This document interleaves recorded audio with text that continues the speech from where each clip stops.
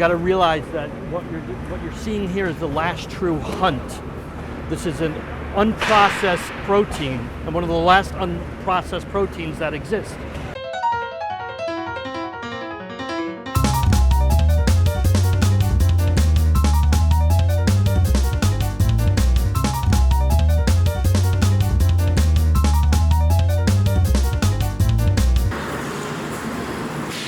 And what is that?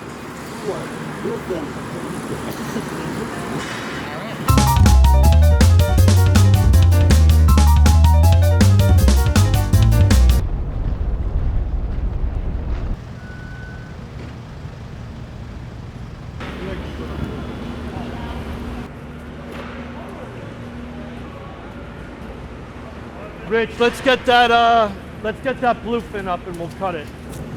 So what makes a good fish? Come on.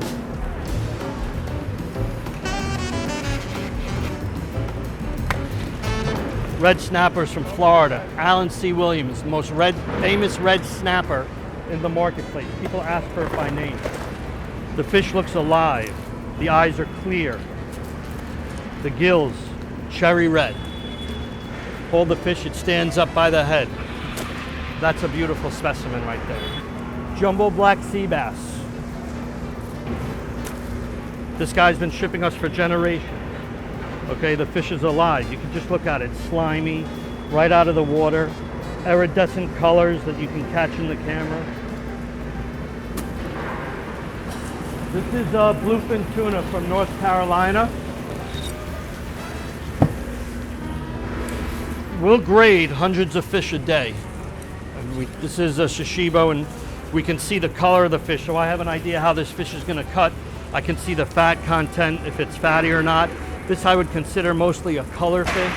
Every bluefin gets a tag, so that at any point from a sustainable conservation point, we know where this fish was caught, we know what the quota was, whose boat it was, and it can be traced right back to the captain and when he caught it, so that they can manage the fishery. Pretty much everything you see in this building is a managed fishery, which means we're not only dealing with the boats, but then we're reporting these landings to the government. It goes against quotas, it goes against catch rates, so that at least I could say the United States has made very considerable efforts to sustain the fisheries and to really see that these fisheries thrive.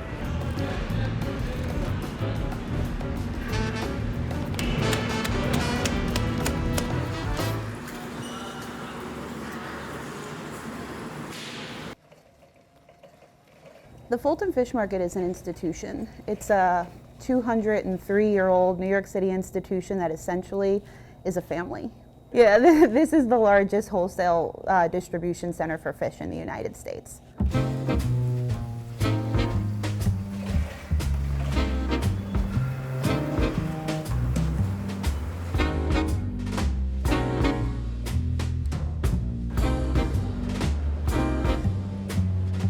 Basically, when the trucks come in, they pull up to one of the loading bays, and then the unloaders that are part of the cooperative team unload all of the product off the trucks, and then forklifts take the product to the individual vendors that ordered it. We just take all the freight, they take it in the back, they stand out the door. Off you go. Cool. Once the stuff come here, everything come off and you go again. So right now we are on the unloading dock of the market. So this is where the evening really starts. The trucks come in and all of the product is getting unloaded and taken into the market to their destination. So they're coming from all up and down the East Coast, as far south as Florida, Boston, Canada even. They're coming from all up and down the East Coast. I mean, we good. I mean, up from Florida right now, dropping some fish. But Oh, you drove from Florida to the yeah. Oh, wow. To up here. Yeah. I've been doing it for 13 years. Nice. All right. Yeah, so far this is our biggest. Then we got two more down, one more here in the Bronx, and then we got one in Brooklyn. Nightly, I believe we get about 2 million pounds a night, which is a lot of fish. A pallet can hold about 1,500 pounds of fish. So think about all the pallets that are coming in and out of here. It adds up.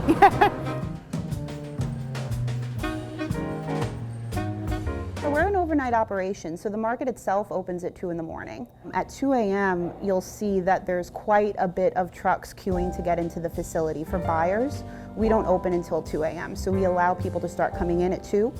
So you'll see a flood of trucks come in around between about 2 and 3. Those are actually the buyers. I'm going on 5 years. This is my 5th year.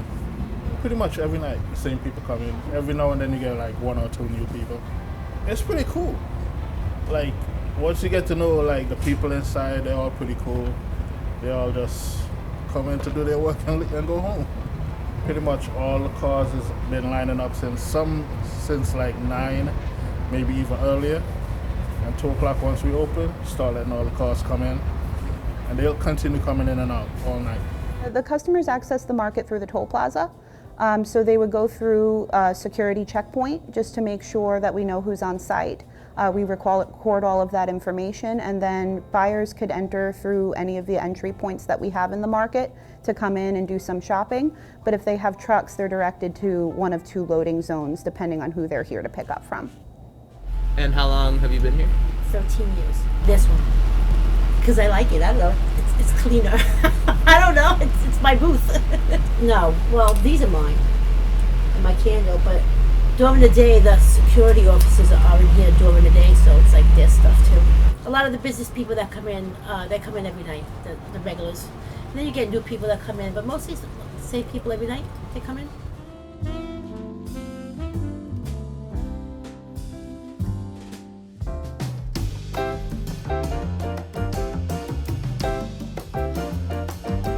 It's about 3 a.m. You're at the Fulton Fish Market. Right now, as you can tell, it's quite loud in here. We are entering the spine of the market, which is the primary corridor that runs the length of the entirety of the market. You'll see that on both sides of the house there are vendors selling product, and then throughout the middle of the spine the product is being moved around. So there's an enormous amount of forklifts zipping around. Just be careful as we're navigating through. This facility is a 400,000 square foot refrigerated warehouse. Hey, how are ya? What a breath when you're Sure. famous. When you're famous, I can say I met What you. about you though? No, I'm not. Can I have yours? No, I'm not famous. Yeah, so basically to operate in the market, first you need a license with the Business Integrity Commission. The Business Integrity Commission was formed by the city as a result of white collar crime. When the city broke down the mob, they implemented the Business Integrity Commission here. And then you need a lease with the cooperative, which must get approved by our board of directors. Sure. So basically, it's a group of people who band together to receive mutual benefits out of an organization. So there are shared services that come with operating within this market. The cooperative provides security for the site, provides unloading services. We're now actually providing some loading services as well. We provide freight forwarding services. We oversee the facilities management of the building and such. So all of those services come with being a member of the cooperative. And in order to be a member of the cooperative, you actually have to buy your stall. So all of the tenants here have long-term leases that match our lease with the city, which is through 2049. So they buy into the market and participate through the end of the lease. So as you can see here, they have the sales set up in the front of the stand. So basically when we shut down shop at the end of services around 6:30, 7 a.m., all of this product is no longer here. It either gets sold or it gets put back into their refrigerated and freezer spaces. Ice is made here. Yeah, some people bring it in, but there are a handful of tenants here who have their own ice flaking machines. So each of the spaces here, you have the frontage area here where the sales take place. But behind these doors here, we actually have refrigerated and freezer spaces for the product to be stored as well.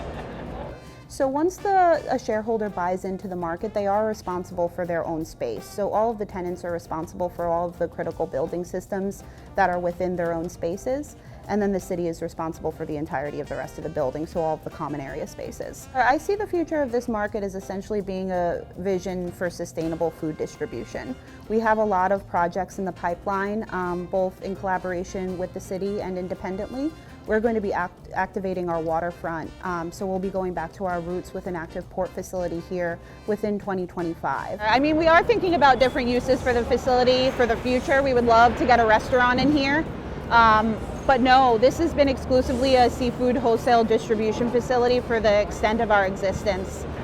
Hey, good morning. How you doing? Looks like you're being followed by a camera crew. We are. Say hello. Rich, this whole pallet's going to Seatide. Read me the numbers.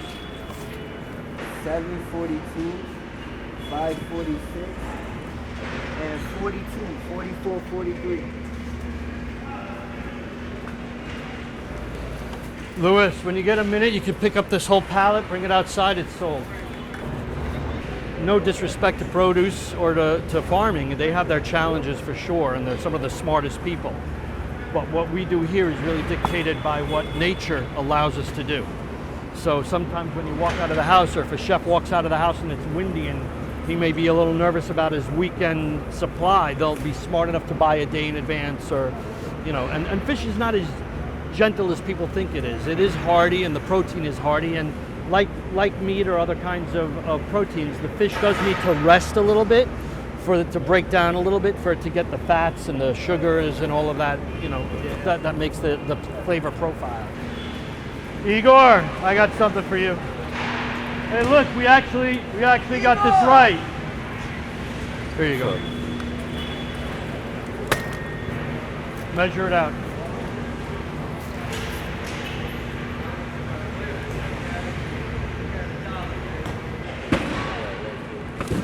Yeah, grab us some tuna, salmon. It has to feel good, smell good, and look good, essentially.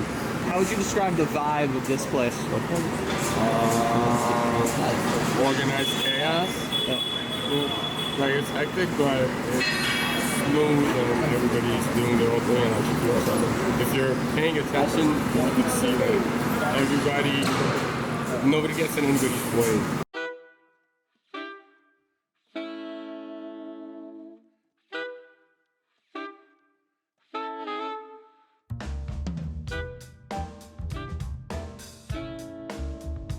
One of the things that really make this special is the fact that there are so many vendors under one roof. So it's kind of a one-stop shop for all seafood products. So basically, if you're a chef that specializes in seafood and you want the best of the best, you have a variety of vendors to choose from. So you can get your squid from one guy, your salmon from someone else, tuna from someone else. You can really come here and shop around. We have everything, large and small, porgies, frozen, salmon, halibut. We have like clams, oysters, the full service, full line. Don't forget, you got the calamari kidney. A handful of things can go wrong on any given night here. Injury is one of our primary concerns. This is a really busy operation. As you can see, there are people everywhere. There are forklifts flying everywhere. We are really trying to amplify a culture of safety here, just trying to get everybody to slow down a little bit and look out for each other. On this facility front, there are always things that can go wrong. It's really cold right now. There's always the possibility of a pipe bursting or something like that. There is occasionally activity just because there are a lot of people on site where there might on the occasion be the altercation we have to respond to, but we do have an on-site security squad that's here 24/7. Is it all cash exchange? It's a lot of cash, yeah. It's a lot of cash. We're looking to move cashless with time. I think that a lot of the nature of our operations is kind of old school, so I think it's just one of those other cultural battles that we have to make, which will take time and technology, obviously, but it is a transition we're looking to make over the next couple of years. No Venmo? No Venmo. No Venmo yet.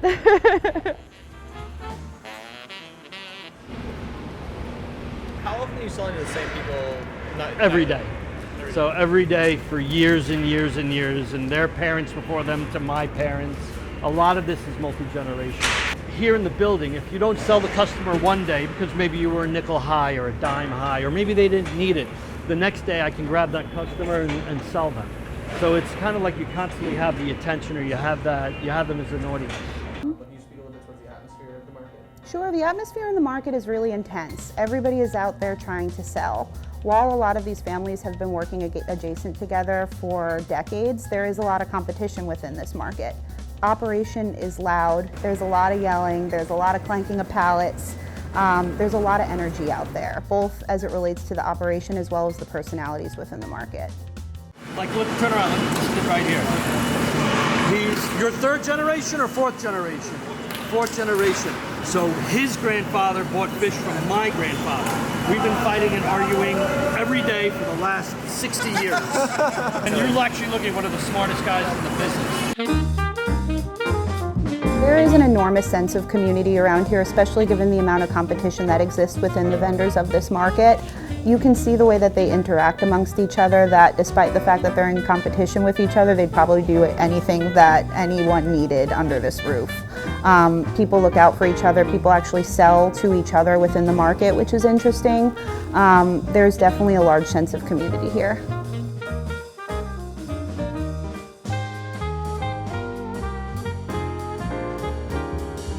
I'm an old timer here. I've been here for like 42 years. I'm a middle timer, so I've been here for 10 years. Okay. I'm the youngest, about 5. I got some relatives in here. Yeah. Family, friends. Yeah. Who's father and I probably. Besides fresh catch. Besides the pay, hanging out with the guys. Yeah. It's a good time. Nice. No one else is doing anything at 3 o'clock in the morning besides us. Well, I'm 5th generation.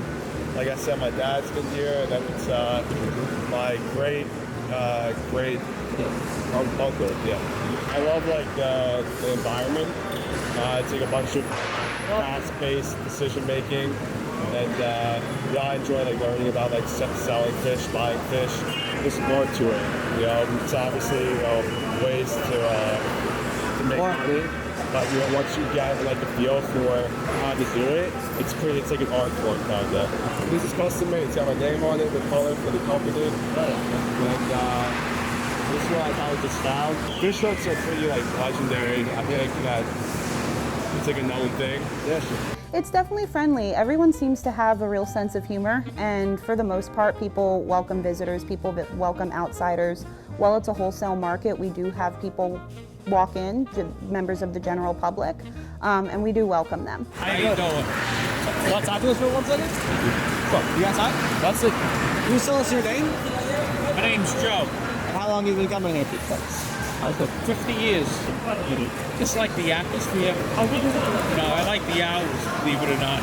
You do? Yeah, no traffic. There you go. A lot of customers selling a lot of fish. No aggravation, which never happens. I do think a lot of people here are enjoying their jobs. I think that's why so many people stick around for so long. I mean, walking around the market, if you chat with people about their origins and how they started working here, you'll hear a lot of stories where I got out of college, I had a finance degree, I started working for my uncle, thought it was going to be a summer. 3 decades later, I'm still here. There's a lot of that. I took the LSATs. I was going to go to law school. My grandfather made me work in an accounting office one summer. It's addictive. It's, the people, the marketplace itself. Sometimes you eat the bear, sometimes the bear eats you. But the market itself is just a very addictive environment.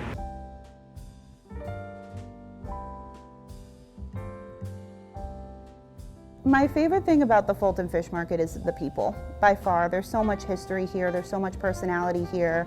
When you walk through, you really feel both welcomed and entertained. Anytime that we have a tour where we ask people to get out of bed at 3 in the morning and get their butts out here, there's always hesitance, because of course nobody wants to get up in the middle of the night. But when anybody comes here, they end up leaving really excited and energized and really thankful for the fact that they had the experience. Everybody seems to agree that this is really like a classic New York experience that everyone should see and feel at some point. To also understand how product moves throughout the city is something that most people don't think about until you actually step foot in a facility like this. There's an element of resiliency in the fish business. Maybe it's the food business in general, because people have to eat. We've had fires, we've had floods, we've had buildings come down. And we still work, and we still have to feed the city of New York. And people still have to eat. And where else are they going to get such amazing, beautiful product and be able to have a good, fresh, healthy protein on a daily basis? Most of the fish is out of the water from the night before, and it's on the plate the next day. I mean, where else can that happen? So I think it's a very special place, it's a very special environment, and the resiliency of that creates, you know, an addiction. And it's fun to work with family. It's fun to, you know, I raised Jake since he was a kid coming from grade school, for days off from school. 16 years old, so You know? 28 now, so, you know, for Your whole life, yeah. you know, yeah, it's the only job I've had. I never wanted to do anything else, you know? And same feeling through everyone that, you know, my family that works with. So maybe Jake answered it better than I could. Give that to, that goes to MN1. All right. Take the sale. I'll take the sale. Thank you guys both very much. All right, you're welcome.